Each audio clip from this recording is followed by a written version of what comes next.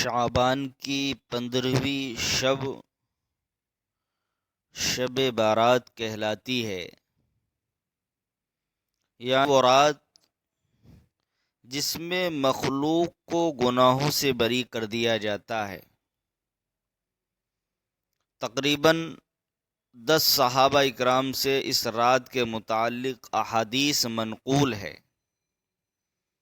حضرت عائشہ رضی اللہ عنہا فرماتی ہیں کہ شعبان کی 15ویں شب کو میں نے نبی کریم صلی اللہ علیہ وسلم کو اپنی آرام گاہ پر موجود نہ پایا تو تلاش میں نکلی، دیکھا کہ آپ جنت البقیع کے قبرستان میں ہیں۔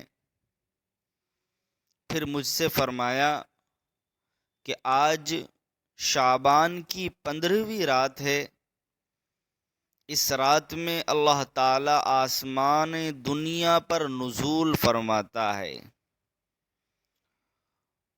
اور قبیلہ بنی کلب کی بکریوں کے بالوں کی تعداد سے گناہ گاروں کی بخشش فرماتا ہے۔ دوسری حدیث میں ہے، اس رات میں اس سال پیدا ہونے والے ہر بچے کا نام لکھ دیا جاتا ہے۔ اس رات میں اس سال مرنے والے ہر آدمی کا نام لکھ لیا جاتا ہے۔ اس رات میں تمہارے اعمال اٹھائے جاتے ہیں اور تمہارا رزق اتارا جاتا ہے۔ اسی طرح ایک روایت میں ہے کہ اس رات میں تمام مخلوق کی مغفرت کر دی جاتی ہے، سوائے 7 اشخاص کے، سوائے 7 لوگوں کے، یعنی جن کی اس رات میں بھی مغفرت نہیں ہوتی۔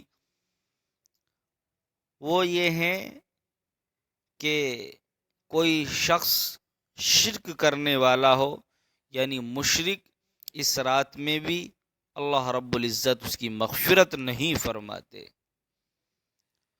والدین کا نافرمان، اس کی بھی بخشش نہیں ہوتی۔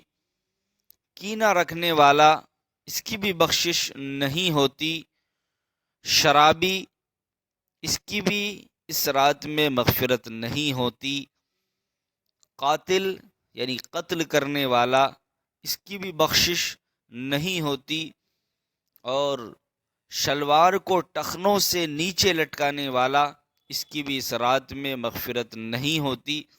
اور چغل خور، اس کی بھی اس رات میں مغفرت نہیں ہوتی۔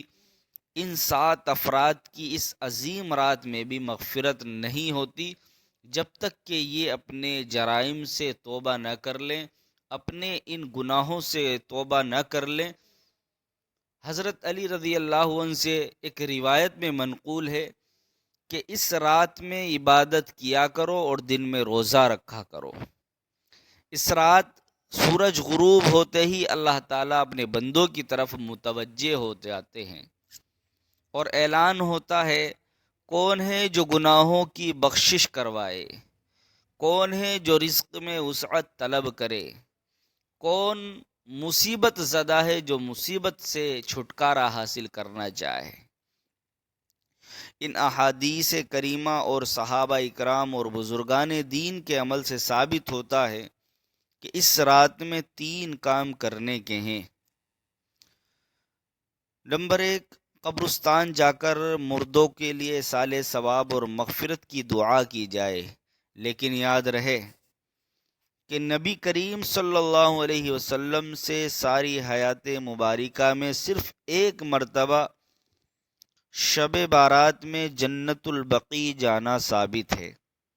اس لیے اگر کوئی شخص زندگی میں 1 مرتبہ بھی اتباع سنت کی نیت سے چلا جائے تو اجر و ثواب کا باعث ہے، لیکن پھول، پتیاں، چادر چڑھاویں اور چراغاں کا اہتمام کرنا اور ہر سال جانے کو لازم سمجھنا، اس کو شب برات کے ارکان میں داخل کرنا، یہ ٹھیک نہیں ہے۔ جو چیز نبی کریم صلی اللہ علیہ وسلم سے جس درجے میں ثابت ہے اس کو اسی درجے میں رکھنا چاہیے، اس کا نام اتباع اور دین ہے۔ نمبر 2، اس رات میں نوافل، تلاوت، ذکر و اذکار کا اہتمام کرنا۔ اس بارے میں یہ واضح رہے کہ نفل ایک ایسی عبادت ہے جس میں تنہائی مطلوب ہے، یعنی تنہا عبادت کریں۔ یہ خلوت کی عبادت ہے، اس کے ذریعے انسان اللہ کا قرب حاصل کرتا ہے، لہٰذا نوافل وغیرہ تنہائی میں اپنے گھر میں ادا کر کے اس موقع کو غنیمت جانیں۔ نوافل کی جماعت اور مخصوص طریقہ اپنانا درست نہیں ہے۔ یہ فضیلت والی راتیں شور و شغب اور میلے اجتماع منعقد کرنے کی راتیں نہیں ہیں، بلکہ گوشہ تنہائی میں بیٹھ کر اللہ سے تعلقات جوڑنے، اللہ تعالیٰ سے قرب حاصل کرنے کے لیے ہے۔ ان لمحات کو ہم ضائع نہ کریں۔ نمبر 3، دن میں روزہ رکھنا بھی مستحب ہے۔ ایک تو اس بارے میں حضرت علی رضی اللہ عنہ کی روایت ہے، اور دوسرا یہ کہ نبی کریم صلی اللہ علیہ وسلم ہر مہینے رکھا کرتے تھے، یعنی 13، 14، 15 تاریخ کو اللہ کے نبی سرکار دو عالم صلی اللہ علیہ وسلم روزہ رکھا کرتے تھے۔ ہم شب بارات کی وجہ سے یہ روزے رکھنا سنت نہیں ہے، بلکہ آقا علیہ الصلاۃ والسلام ہر ماہ میں ایام 20، 13، 14، 15 اس میں روزہ رکھا کرتے تھے۔ یہ اس نیت سے ہم روزہ رکھیں۔ باقی اس رات میں پٹاخے بجانا، آتش بازی کرنا اور حلوے کی رسم کا اہتمام کرنا، یہ سب خرافات اور اسراف میں شامل ہے۔ شیطان ان فضولیات میں انسان کو مشغول کر کے اللہ کی مغفرت اور عبادت سے محروم کر دینا چاہتا ہے، اور یہی شیطان کا اصل مقصد ہے۔ بہرحال اس رات کی فضیلت بے اصل نہیں ہے، اور سلف صالحین نے اس رات کی فضیلت سے فائدہ اٹھایا ہے۔ اللہ ہم سب کو اس رات سے فائدہ اٹھانے کی توفیق عطا فرمائے۔ لہو لعب اور بتوں اور برے کاموں جس سے شریعت ہماری منع کرتی ہے، من گھڑت خرافات سے اللہ ہم سب کی مکمل حفاظت فرمائے۔